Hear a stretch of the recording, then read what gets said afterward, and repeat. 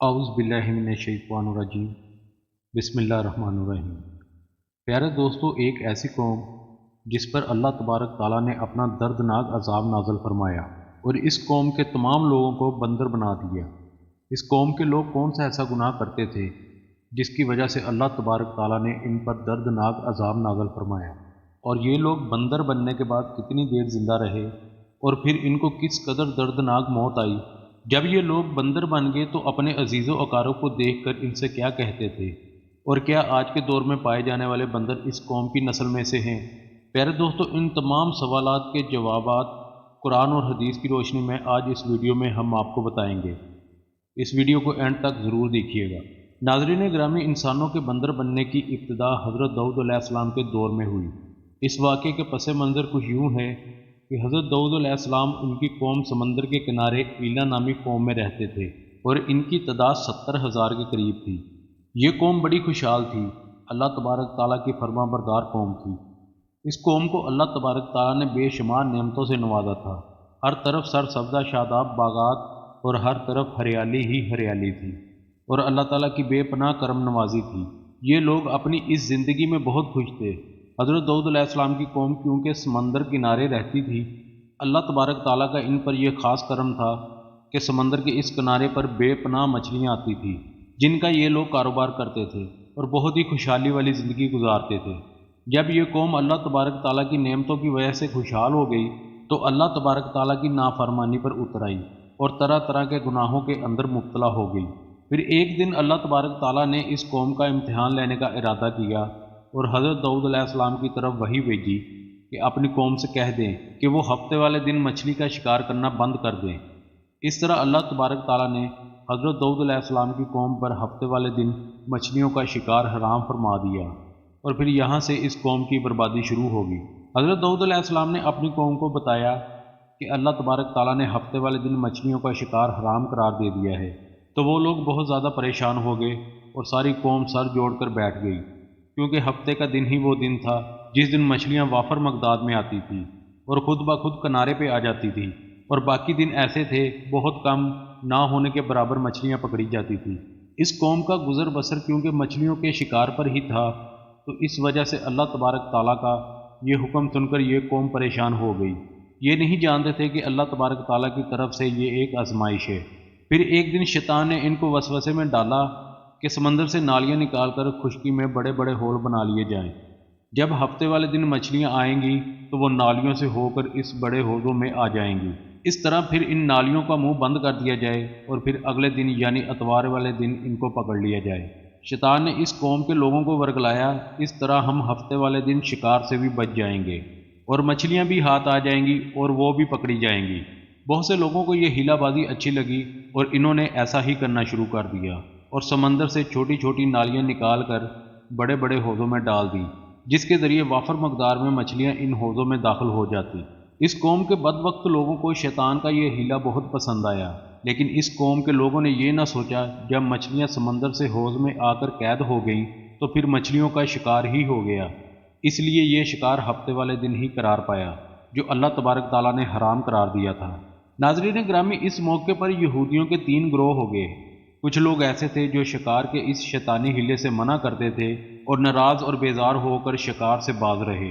کچھ لوگ اس قوم کو دل سے برا جان کر خاموش رہے لیکن انہوں نے شکار نہ کیا اور دوسروں کو منع بھی نہ کرتے تھے، بلکہ یہ لوگ منع کرنے والوں سے یہ کہتے تھے کہ تم لوگ ایسی قوم کو نصیحت کرتے ہو جنہیں اللہ تبارک تعالیٰ عن قریب ہلاک کرنے والا ہے اور ان پر اپنا دردناک عذاب نازل فرمانے والا ہے۔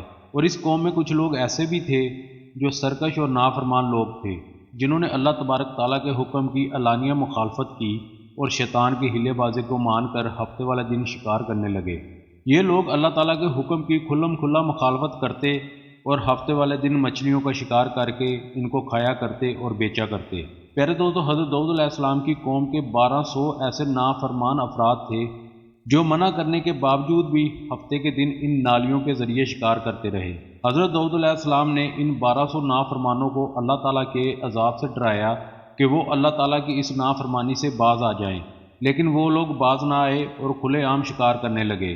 چنانچہ وہ لوگ جو اس بات کو برا جانتے تھے، ان لوگوں نے اپنے اور ان نافرمانوں کے درمیان ایک دیوار کھڑی کر دی، جس کی ایک طرف وہ 1200 نافرمان رہتے تھے اور دوسری طرف وہ لوگ جو شکار سے باز رہے۔ حضرت داؤد علیہ السلام نے اپنی اس قوم کے نافرمانوں کو ہر حال میں سمجھایا، لیکن یہ لوگ اس نافرمانی سے باز نہ آئے اور اسی طرح اللہ تعالیٰ کی نافرمانی کرتے رہے اور شکار کرتے رہے۔ پھر ایک دن حضرت داؤد علیہ السلام نے غضبناک ہو کر شکار کرنے والوں پر لعنت فرما دی، اور اس کا اثر یہ ہوا کہ ایک دن خطا کاروں سے کوئی بھی اپنے گھر سے باہر نہ نکلا۔ یہ منظر دیکھ کر کچھ لوگ ان دیواروں پر چڑھ گئے تاکہ معلوم ہو سکے وہ لوگ کس حال میں ہیں۔ جب ان لوگوں نے ان نافرمانوں کو دیکھا تو وہ سب کے سب بندر کی صورت میں مسخ ہو چکے تھے۔ اللہ تعالیٰ نے ان کی نافرمانی کی وجہ سے ان پر اپنا دردناک عذاب نازل فرمایا اور ان کو انسانوں سے بندر بنا دیا۔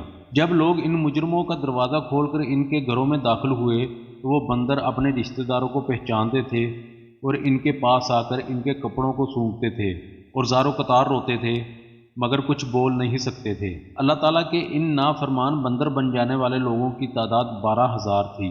ان 12,000 لوگوں نے اللہ تعالیٰ کی نافرمانی کی، اللہ تعالیٰ نے ان کو بندر بنا دیا، جس طرح اللہ تعالیٰ سورہ بقرہ میں ارشاد فرماتا ہے، اور بے شک ضرور تمہیں معلوم ہے تمہیں کہ وہ جنہوں نے ہفتے والے دن سرکشی کی تو ہم نے ان سے فرمایا ہو جاؤ بندر دتکارے ہوئے۔